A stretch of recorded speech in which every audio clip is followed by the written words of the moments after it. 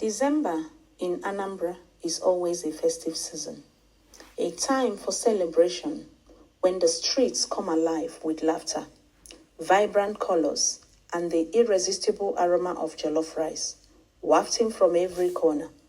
It was the same in 2023, but for Obiora Okeke, this December was destined to be unlike any other. Obiora had spent the last 15 years in a cold gray cell in Pennsylvania, USA, wrongly convicted of a crime he didn't commit. He had been sentenced to life imprisonment for armed robbery and murder. He had left Nigeria in 2003 with dreams of making it big in America. But his aspirations were cruelly cut short when he was framed during a police raid at a convenience store. It took a relentless human rights lawyer and a series of DNA tests to uncover the truth and secure his release in October 2023. Alongside his freedom came a hefty $5 million compensation for the years lost. He swiftly made plans to return home to Nnewi in Anambra State, Nigeria. When Obiora's plane touched down at Akanibiam International Airport in Enugu, his heart was heavy with anticipation and trepidation. He hadn't seen his family or friends in over 2 decades. He wondered if they had changed as much as he had. Despite the years, the memories of his village, Nnewi, remained vivid. The dusty roads, the laughter of children playing under the mango trees, and the clinking sounds of palm wine cups during evening gatherings. Obiora had planned his return meticulously. He arrived in a convoy of sleek SUVs, a stark contrast to the struggling young man who had left all those years ago. His newfound wealth allowed him to purchase gifts for everyone in the village. From bags of rice to words of cash, it was his way of reconnecting and sharing his blessings. The villagers welcomed him with open arms, chanting his name and singing praises. His mother, Mama Adobe, couldn't stop crying, her frail arms wrapped tightly around her son, as if to make up for all the years she had missed. His childhood friends, Emeka, Chike, and Nonso, were there too, their smiles wide and voices loud as they celebrated his homecoming. Little did Obiora know their grins concealed darker intentions. The first few weeks were magical. Obiora's generosity knew no bounds. He funded school fees, donated to the church, and even started plans to build a community health center.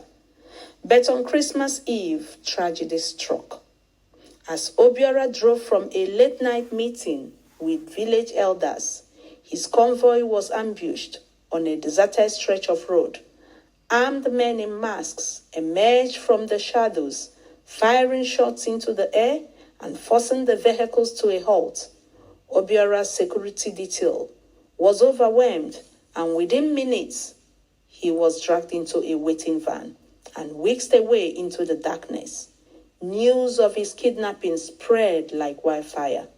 The festive mood in Nnewi turned to one of fear and sorrow. The kidnappers demanded a ransom of 200 million, an astronomical sum. Despite the trauma, Mama Adobe and the villagers scrambled to gather what they could. Obiora himself, still shaken but pragmatic, negotiated with his captors and eventually paid the ransom, wiring the money through one of his offshore accounts. Obiora was released on New Year's Day, disheveled but alive. He returned home to a hero's welcome, but his spirit was heavy. During his captivity, he had overheard a conversation that he would change everything. 2 of the kidnappers mentioned their names he recognized. Emeka and Chike, his childhood friends, had orchestrated the entire ordeal. At first, Obiora couldn't believe it. These were the same boys he had played football with in the village. the ones who had shared his dreams and struggles. The betrayal cut deep than any wound. Obiora's first instinct was to retaliate. With his wealth and connections, he could ensure that Emeka and Chike paid for their treachery. But as he sat in his room staring at a photo of his late father, he remembered the values he had been taught: kindness, forgiveness, and the importance of rising above pettiness. Instead of seeking vengeance, Obiora confronted Emeka and Chike in private. They denied everything at first, but under his piercing gaze, their facade crumbled. They confessed, tears streaming down their faces as they spoke of envy and desperation. Emeka's business has failed, leaving him drowning in debt, while Chike's wife was battling a chronic illness he couldn't afford to treat.